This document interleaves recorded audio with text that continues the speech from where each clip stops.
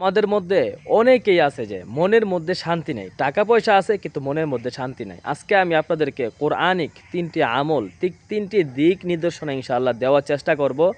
এই তিনটি আমল এবং তিনটি বিষয় আমি যদি মানতে পারি, ইনশাআল্লাহ আপনার মনের মধ্যে আল্লাহ তাআলা শান্তি দান করবেন, আপনার মনের মধ্যে আল্লাহ তাআলা প্রশান্তি ঢেলে দিবেন ইনশাআল্লাহ। এটি ভাই আমার কথা না, এটি কোরআনের আমল।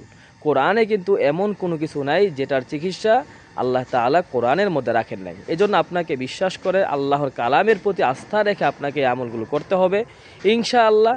আপনি আপনার মনের যেই সকল দুশ্চিন্তা আছে, কুমন্ত্রণা রয়েছে মনের মধ্যে, যে কারণে আপনার শান্তি নাই, সেই শান্তি ইনশাআল্লাহ অবশ্যই আপনার মধ্যে ফিরে আসবে। আমার প্রিয় ভাই বন্ধুরা, অবশ্যই আমরা এই ভিডিওটি সবার কাছে শেয়ার করার চেষ্টা করব, যেন সকলেই এই মনের অশান্তি যেটা রোগ আছে, এই রোগটি থেকে মুক্তি পেতে পারে।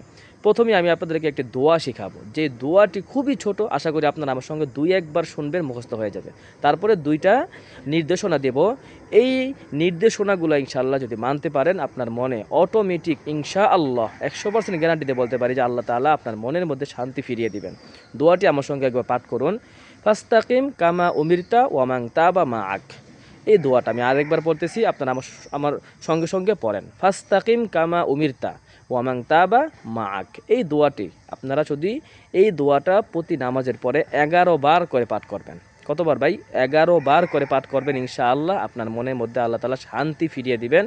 মনের মধ্যে যে সান্ত্বনা, যে সকল কাজের দ্বারা হয়, আপনার দ্বারা ওই সকল কাজগুলাই হবে। আমি দোয়াটা আরেকবার বলতেছি। ফাস্তাকিম কামা উমিরতা ওয়ামান তাবা মাআক। এই হচ্ছে দোয়াটি।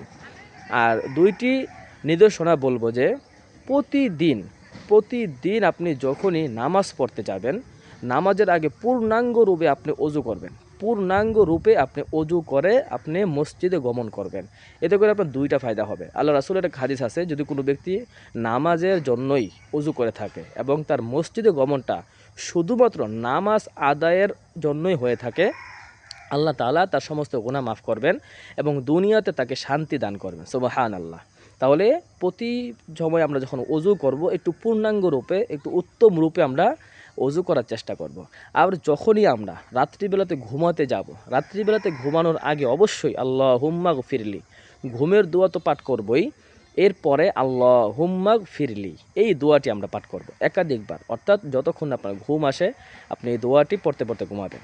তাহলে দুইটি নির্দেশনা দিলাম। একটি হচ্ছে যে আপনি অজুর যখন করবেন, উত্তম রূপে অজু করবেন এবং রাতে ঘুমানোর আগে আপনি আল্লাহুম্মা গফিরলি এই দোয়াটি, যতক্ষণ না ঘুম আসছে আপনি এই দোয়াটি পাঠ করবেন।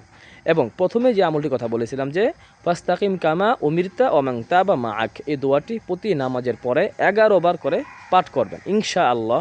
আপনি এই আমলটি রেগুলার করে দেখুন, আশা করছি আপনি অল্প দিনের মধ্যেই ফলাফল পাবেন এবং আপনার মনের মধ্যে ইনশাআল্লাহ শান্তি ফিরে আসবে। আমার প্রিয় ভাই, ভিডিওটি ভালো লাগলে অবশ্যই এটি লাইক করবেন, কমেন্ট করে আপনার মূল্যবান মতামতটি জানিয়ে দিবেন।